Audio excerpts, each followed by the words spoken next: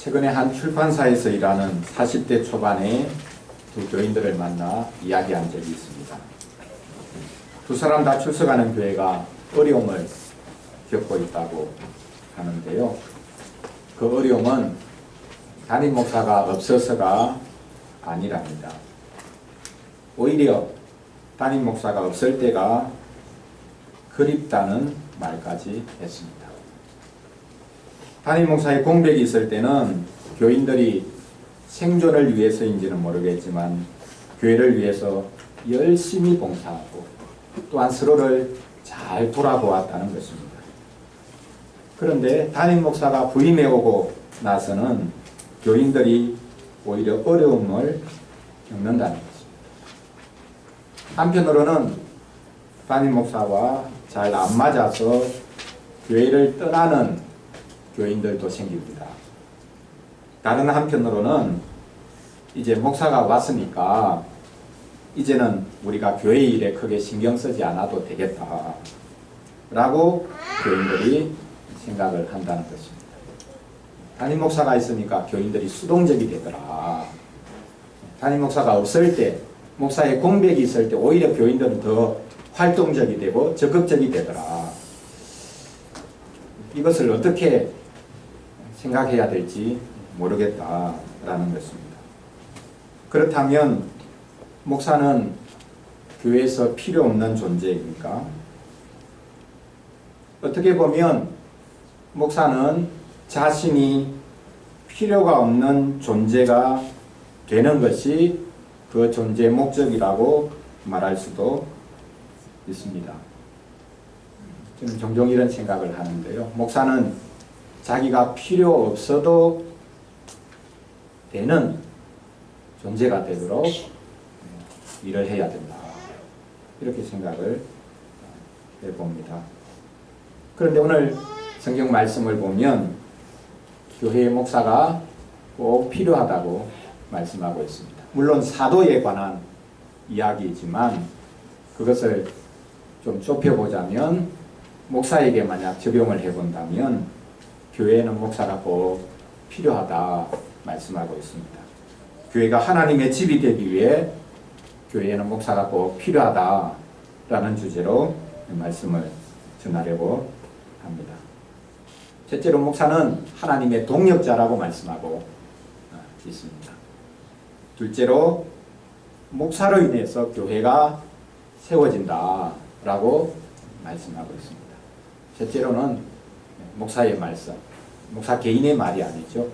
목사가 선포하는 그 하나님의 말씀을 잘 받아서 그 말씀을 통해서 자라가야 된다라는 것을 오늘 본문이 말씀하고 있습니다. 목사가 하나님의 동력자들이고 그래서 그 목사로 인해서 교회가 세워지고 그래서 교인들은 목사가 선포하는 하나님의 말씀을 잘 받아서 자라가야 된다라고 말씀하고 있습니다. 첫째로 목사가 하나님의 동력자다라는 사실을 오늘 말씀을 통해서 확인해 보겠습니다. 사도는 복음 전하는 자기 그리고 자기와 함께한 이들을 같이 포함해서 말하고 있죠. 복음 전하는 자기들이 하나님의 동력자들이라 라고 말씀하고 있습니다. 동력자가 무엇입니까? 함께 일하는 사람이라는 뜻이죠. 사업 파트너라는 말이죠. 같이 구상을 하고 같이 일을 추진하고 같이 모든 것을 나누고 함께하는 사람들입니다. 오늘 보면 바로 앞에서 사도는 성령을 받은 사람이 하나님의 생각과 마음을 안다고 했습니다. 성령을 받은 사람이 그리스도의 마음도 안다고 했습니다. 그리스도의 십자가도 안다는 것이죠. 그러면 어떻게 성령을 받을 수 있습니까? 성령만 받으면 다 알게 된다고 하는데 하나님의 마음도 알게 되고 그리스도도 알게 되고 십자가의 의미가 무엇인지도 알게 되는데 성령만 받으면 다 되겠죠. 그러면 도대체 성령을 어떻게 받을 수 있는가라는 문제가 남습니다. 가만히 있으면 성령께서 임합니까? 그렇지 않습니다. 목사가 복음을 설교하며 성령께서 역사하십니다. 그렇기 때문에 복음을 선포하는 설교하는 목사가 하나님의 동력자다라고 말씀하고 있는 것입니다. 목사의 영광이 바로 이것입니다. 목사는 하나님과 함께 일하는 사람입니다. 청와대에서 좀 같이 하자고 불러주면 얼마나 큰 영광이겠습니까? 가문의 영광이다. 그렇게 생각하고 청와대에 들어가려고 얼마나 애를 씁니까? 대통령과 함께하는 일하는 사람이다. 그게 자기의 자랑이 되죠. 유세를 뜨는 것이 되죠. 심지어 자기 이익을 취하려고 하는 경우도 볼 수 있지. 그런데 하나님께서 목사를 향해서 나와 함께 일하자라고 하십니다.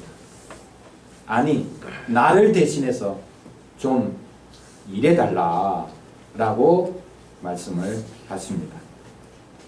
청와대에서 일하는 것이 부럽지 않겠죠. 목사는 하나님이 직접 하셔야 될 일을 함께 할 뿐만 아니라 대신해서 맡은 자들이라 라고 말씀을 하고 있습니다. 그런데 이상합니다. 사도 바울은 교회를 향해 편지를 쓸 때마다 인사 말에 항상 자기를 소개할 때 어떻게 소개를 했느냐 하면요, 나는 그리스도의 종입니다 라고 소개를 했습니다. 물론 사도 바울 자신의 사도됨을 인정하지 않는 교회를 향해서는 나는 너희들에게 사도다, 내가 가서 교회를 세웠지 않냐, 이렇게 강변하기도 했습니다. 그러나 대부분 사도 바울이 보낸 편지를 보면 항상 시작할 때마다 나는 그리스도의 종입니다, 이 말을 반복했습니다. 그런데 어떻게 오늘 말씀에서는 자신을 하나님과 거의 비기는 하나님의 동력자라고 말을 하는 것일까요? 모순되는 것이 아닙니까? 하나님의 동력자라는 것하고 그리스도의 종이라는 것, 서로 어울리기가 사실 힘든 것이라고 생각할 수 있습니다. 그러나 우리는 그리스도의 종이 곧 하나님의 동력자라는 사실을 알 수 있습니다. 목사는 그리스도의 종이 될 때에 비로소 하나님의 동력자가 되는 것입니다. 목사가 그리스도를 높이고 오직 그리스도를 증거할 때 비로소 그는 하나님의 동력자, 하나님과 함께 일하는 사람이 되는 것입니다. 하나님께서 그리스도를 높이고 계시기 때문입니다. 하나님께서 그리스도를 증거하고 계시기 때문입니다. 그래서 그리스도를 높이고 그리스도를 증거하는 그리스도의 종이 될 때에 비로소 그 목사는 하나님의 동력자가 되는 것입니다. 사도는 자신과 아볼로가 하나님의 동력자다라는 사실을 강조합니다.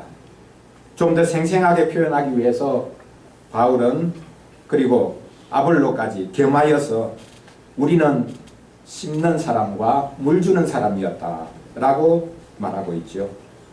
바울은 자신이 심는 사람이었다고 말합니다. 고린도에 가서 복음을 전했고 그 복음으로 인해서 믿는 자들이 생겼고 교회가 세워졌습니다. 그는 힘껏 복음을 전했고 그래서 교회가 세워졌습니다. 힘겹게 교회를 개척한 사람이 바로 바울 자신이었습니다. 그래서 나는 심는 사람이었다라고 말합니다. 그런데 바울이 떠나고 난 다음에 아볼로가 이 고린도 교회에 와서 고린도 교회를 잘 가르쳤지요. 유대인의 공격이 거센데 이 아볼로는 하나님의 말씀, 심지어 구약 성경의 말씀은 당시는 거의 구약 성경뿐이었으니까 이 구약 성경의 말씀을 가지고 예수가 그리스도시다라는 사실을 아주 강하게 변증했기 때문에 유대인들을 굴복시킬 수 있었고 그래서 많은 사람들이, 많은 유대인들이 예수님을 믿게 되기도 했습니다. 아볼로는 바울이 씨를 뿌린 곳에 물을 잘 주어서 자라게 한 사람이었습니다. 아볼로는 교회를 잘 성장시켰습니다. 자, 그러면 누가 더 위대합니까?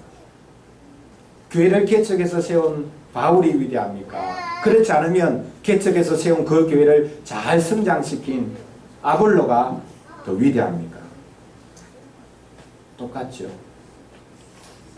두 사람은 같이 하나님의 동력자로 일했습니다. 역할이 다르다고 말할 수 있을지 모르겠지만 그들이 한 일은 동일한 일입니다. 다르지 않은 일입니다. 같이 복음을 전했습니다. 같이 그리스도를 증거했습니다. 자, 이렇게 목사는 복음을 선포하는, 그리고 설교하는 목사는 하나님의 동력자다 라는 사실을 오늘 본문이 말씀하고 있습니다. 둘째로는 바로 이렇게 복음을 선포하는, 설교하는 목사로 인해서 교회가 세워진다 라는 것을 말씀하고 있습니다. 목사로 인해 하나님의 교회가 오늘 본문에 보니 하나님의 밭이 되고 하나님의 집이 된다고 말씀하고 있습니다. 교회를 밭이라고 말씀하고 있는 이유는 밭에 씨를 뿌리기 때문입니다. 예수님이 친히 씨 뿌리는 비유를 말씀하셨죠. 자, 우리 친구들 씨 뿌리는 비유 압니까? 씨 뿌리는 비유 내용이 어떤 겁니까? 어떤 농부가 씨를 뿌리러 나가죠. 근데 이상하게도 좋은 땅에, 잘 갈아놓은 땅에 씨를 뿌려야 되는데 그렇지 않고 길가에도 뿌려버리고, 그리고 돌짝밭에도 뿌려버리고 가시가 막 나고 있는 그런 곳에도 씨를 뿌렸습니다. 자기 땅이 아니고 돈 받고 일하는 일꾼이기 때문에 그냥 아무데나 씨를 뿌렸다, 그런 것일까요?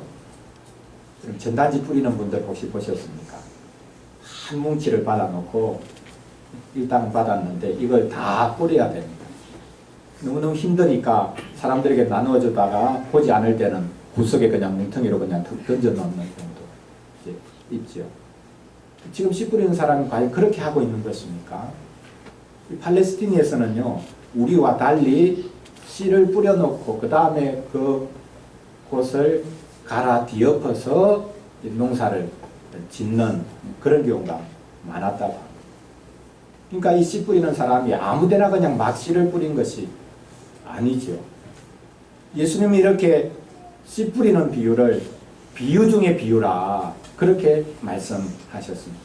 천국 비유의 수많은 비유 중에 가장 핵심이 되는 그 비유가 바로 씨 뿌리는 비유다. 농부가 씨를 뿌리고 그 씨가 밭에 떨어져서 열매를 맺는 것.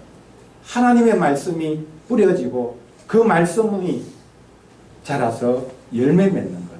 이것이 하나님 나라의 비유 중에 가장 핵심적인 내용인 것이죠. 교회가 어떤 곳인지를 보여주는 것이고 하나님께서 목사를 세우신 이유가 어떤 것인가 라는 것을 보여주는 비유이기도 합니다. 자, 이렇게 목사가 씨를 뿌립니다. 말씀을 선포합니다. 그럼 어떻게 하면 목사가 사람들을 믿음에 이르도록 할 수 있습니까? 사도는 오늘 본문 5절에서 복음 전하는 자신들을 너희로 하여금 믿게 한 사역자들이라 라고 말씀하고 있습니다. 여기 사역자들이라는 말은요, 집사들이라는 말입니다. 목사가 집사다, 그런 말입니다. 우리가 교회 안에 집사 직분이 있는데, 권사 직분이 있는데 그것은 식탁에서 섬기는 직분이지요.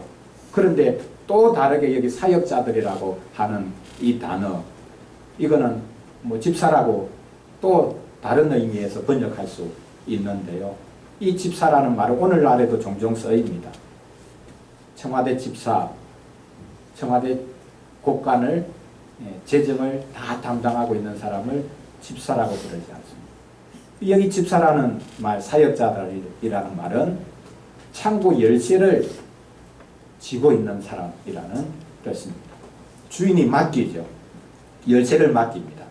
그러면 이 종이, 이 집사가 자기 마음대로 이제 내주는 겁니다. 필요하다고 생각하면 내주고, 안 그러면 창고문을 닫아 버리는 것이죠. 주인의 마음을 알아서 주인이 하듯이 하는 사람이 바로 이 집사입니다. 여기서 우리는 목사가 천국 곳간의 열쇠를 가지고 있다는 것을 알 수 있습니다. 우리가 지난주일 오후에 배웠듯이 교회에 천국 열쇠가 있는데 그 첫 번째 열쇠가 복음의 설교라고 했죠. 그렇습니다. 목사는 그 열쇠를 가지고 천국 곳간을 열어서 곡식을 풀어서 나눠줘야 합니다. 그래야 굶주린 이들이 배를 불릴 수 있기 때문입니다. 우리 시대가 영적 기근의 시대라면, 물질적으로 풍부하지만 영적으로는 기근의 시대라면 목사가 천국 곳간을 열어서 하나님의 말씀의 그 풍요한 것들을 나눠줘야 하는 거죠. 그래야 하나님의 백성들이 살아날 수 있고 교회가 살아날 수가 있는 것이죠.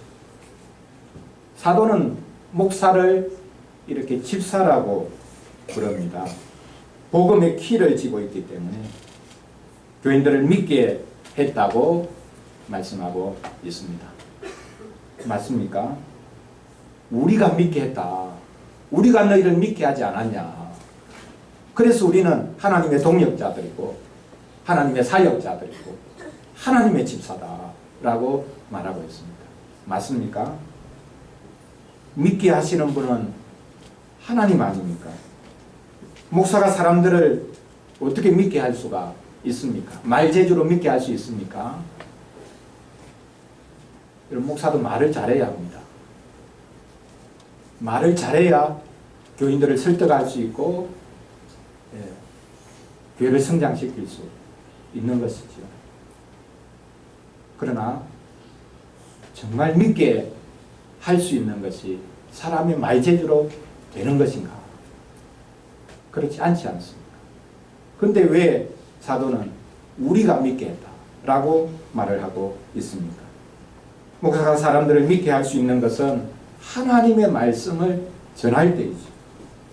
그리스도를 전할 때입니다. 하나님께서 말씀의 직분자를 세우셨기 때문에 그 말씀의 직분자가 그리스도를 전하면 믿는 역사가 일어나는 것입니다. 목사가 하나님의 말씀을 제대로 전하면 믿게 할 수가 있습니다. 그리스도를 제대로 드러내면 믿게 할 수가 있는 것이죠.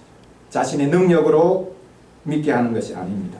복음의 능력으로 그리스도가 나타나심으로 믿게 되는 것입니다.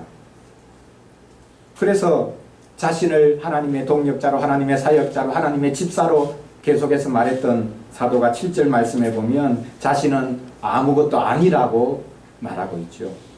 그런즉 심는 이나 물 주는 이는 아무것도 아니로되 오직 자라게 하시는 이는 하나님뿐이니라. 여기에 역설이 있습니다. 사도는 믿게 한 사역자라고 하나님의 동역자들이라고 말하면서 동시에 자신은 아무것도 아니라고 말하고 있습니다. 교회가 성장할 때는 목사가 하나님의 동역자가 되고 교회가 침체하게 되면 목사는 아무것도 아닌 존재가 되는 것입니까? 그런 것이 아닙니다. 목사는 하나님께서 맡겨주신 일, 복음 선포하는 그 일을 열심히 하면 됩니다. 나머지는 하나님께서 해주실 일입니다. 자라게 하시는 분은 하나님이시라 라고 말씀하고 있죠. 열매는 우리 손에 달린 문제가 아니라는 말입니다. 목사는 겸손히 씨를 뿌리고 물을 주어야 합니다. 그 다음에는 하나님께 맡겨야 합니다. 자기가 열매까지 다 따겠다라고 생각해서는 안 됩니다. 시골에서 자랄 때 농부들이 어떻게 하는지를 잘 보았는데요. 열매가 중요하죠. 결국은 열매를 얻기 위해서, 빨리 얻기 위해서 과일나무에도 그렇고 촉진제를 줍니다. 그리고 열매를 잘 보이게 하기 위해서 약을 많이 이제 치는 것이죠. 여러 가지 약들을. 그래서 나중에 결산을 해보면 농약값이, 제초제 값이, 촉진제 쓰는 비료 쓴 이것이 열매를 판 것보다 훨씬 더 많은 겁니다. 미치는 장사를 하는 것이죠. 한편으로는 참 이해가 되는데 한편으로는 참 안타깝기도 했습니다. 어쩔 수 없지만 농부는 그럴 수 있어도 목사는 그래서는 안 되는 것이죠. 열매는 자연스럽게 맺혀야 하기 때문에, 열매는 하나님께서 맺히게 하시는 것이기 때문입니다. 둘째로 목사로 인해서 교회가 세워진다 라는 것을 살펴보았습니다. 마지막으로 목사의 말씀, 목사 자신의 말이 아니라 하나님이 주신 그 말씀, 그리스도를 전하는 그 말씀을 통해서 우리가 자라가야 하겠습니다. 사도 바울은 오늘 본문이 시작하면서부터 계속 말을 하고 있지요. 고린도 교인이 아직까지 어린 나이에 자리에 서 있다라는 것을 안타깝게 말하고 있습니다. 그는 고린도에 가서 먼저 복음의 기초를 차분하게 전했습니다. 처음부터 어려운 말씀, 어려운 교리를 가르칠 수가 없죠. 히브리서 6장 1절 2절에 보면 이 초보에 관해서, 초보적인 도에 관해서 다음과 같이 말씀하고 있습니다. 그러므로 우리가 그리스도의 도의 초보를 버리고 죽은 행실을 회개함과 하나님께 대한 신앙과 세례들과 안수와 죽은 자의 부활과 영원한 심판에 관한 교훈의 틀을 다시 닦지 말고 완전한 대로 나아갈지니라. 틀은 이미 다 깨졌다 라고 말씀하고 있습니다. 회개, 믿음, 세례, 안수, 부활, 심판, 이것에 관한 기초적인 가장 근본이 되는 이 말씀을 믿음으로 붙잡고 그 위에 우리의 신앙이 아름답게 세워져 가야 된다라는 것입니다. 그런데 이 기초가 자꾸 흔들립니다. 제가 군목으로 있을 때 우리 군인 가족들이 늘 하는 이야기가, 목사님 우리는 1학년 1반입니다. 늘 그렇게 이야기를 해요. 2년 단위로 계속 부대를 옮겨 다니니까 말씀을 좀 배우다가 다른 부대 가면 거기서 또 다시 이제 새로 시작을 하는 거예요. 그러니까 믿음이 성장하지도 않고 자라나지도 않고 늘 똑같은 뱅뱅 도는 말씀처럼 보이는 그 말씀을 늘 받고 자기들은 어린아이의 모습을 벗어나기가 힘들다. 그게 지금 고린도 교회의 모습이라고 만약 생각을 해본다면 우리가 기초를 든든히 놓고 그 기초 위에서 하나씩 우리의 믿음이 서가야 되는 것이죠. 이렇게 기초가 되는 가르침이 세례의 내용이 되었습니다. 그리고 이게 사도신경으로, 신앙 고백으로 우리에게 주어졌지요. 문제는 고린도 교회가 아무리 세월이 흘렀음에도 불구하고 유아기 상태에 계속해서 머물러 있다는 것입니다. 바울이 이것을 안타깝게 생각하고 있습니다. 단단한 음식을 먹지 못하는, 젖만 먹어야 되는, 우유만 먹어야 되는 그런 상황에 서 있다고 말씀하고 있습니다. 도대체 어떤 모습이었길래 아직 어린아이 같다라는 말을 고린도 교회가 듣고 있습니까?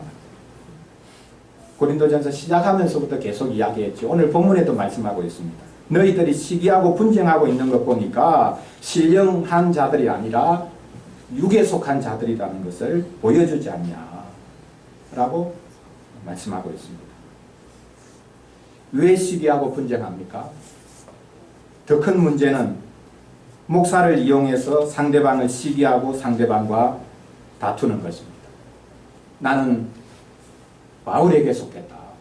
나는 아볼로에게 속했다. 라고 말하죠. 그러면서 상대방 쪽을 시기합니다. 상대방 쪽과 싸우려고, 다투려고 하는 것이죠.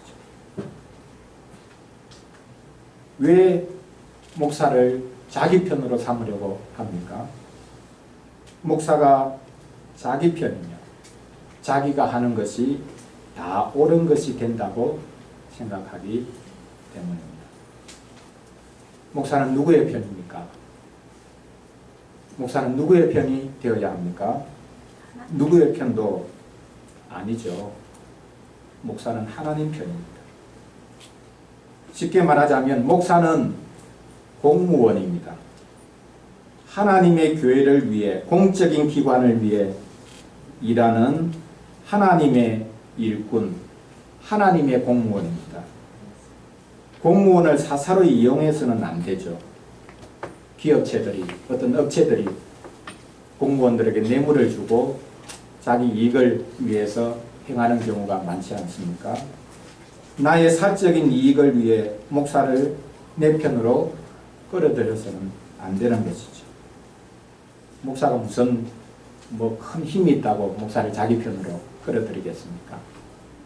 물질적인 이익이 아니라도 영적인 이익을 위해서 목사를 자기 편이라고 생각하는 경우가 있습니다.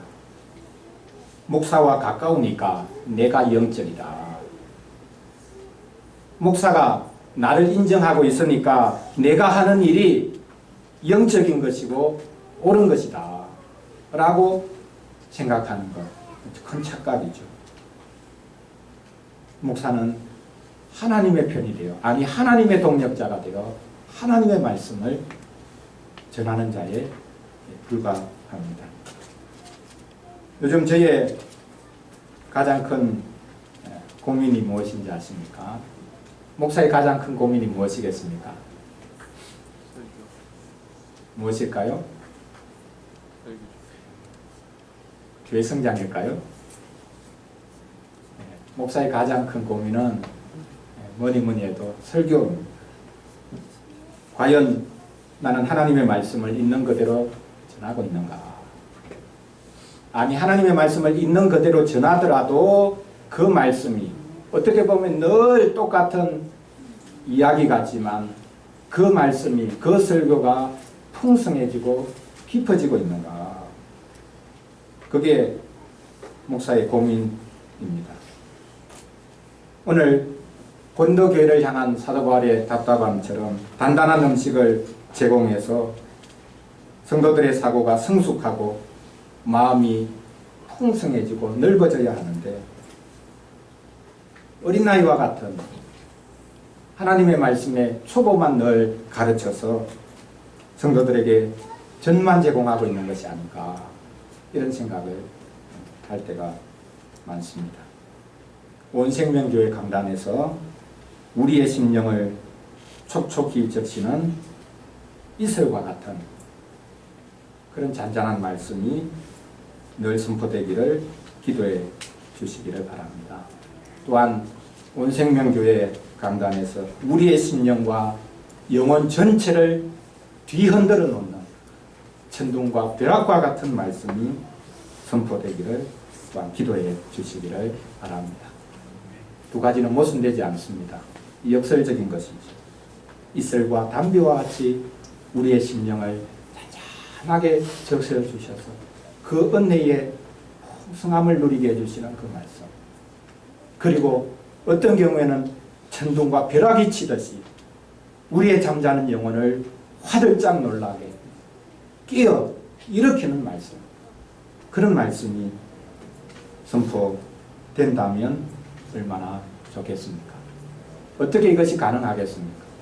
어떻게 한 사람, 목사에게서 이 두 가지가 동시에 나올 수 있겠습니까? 그리스도가 증거되면 되는 것입니다. 그리스도가 생생하게 만져지도록 우리에게 말씀이 선포될 때에 그 말씀은 우리 가운데 큰 역사를 일으킬 것입니다. 말씀을 통해서, 설교를 통해서 우리가 깨어날 뿐만 아니라 우리가 계속해서 자랄 수 있습니다. 사랑하는 성도 여러분, 교회 목사가 왜 필요합니까? 오늘같이 성찬식을 해야 하니까 목사가 필요합니까? 말씀도 말씀이지만 아무나 성찬식을 집례하겠다고 하면 안 되니까 성찬식을 위해서라도 목사는 꼭 필요하다. 그럼 우리 교회 같은 경우에는 한 달에 한 번만 목사가 있으면 되죠. 왜 성찬식을 목사가 집례하고 인도를 합니까?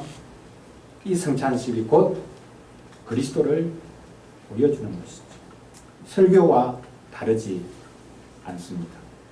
그리스도께서 우리를 위해서 자기 목숨을 내어주셨기 때문에 우리가 살아났고 우리는 이제 그리스도를 먹고 마시면서 그리스도를 대신해서 우리는 이 땅을 살아갈 수 있게 되었다라는 사실을 보여주는 것이 바로 이 성찬식입니다.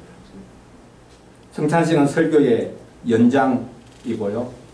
아니 설교의 확정이라고 말할 수 있습니다. 귀로 들은 말씀을 우리 눈으로 보게 해줄 뿐만 아니라 생생하게 우리의 입으로 혀로 맛보도록까지 해줍니다.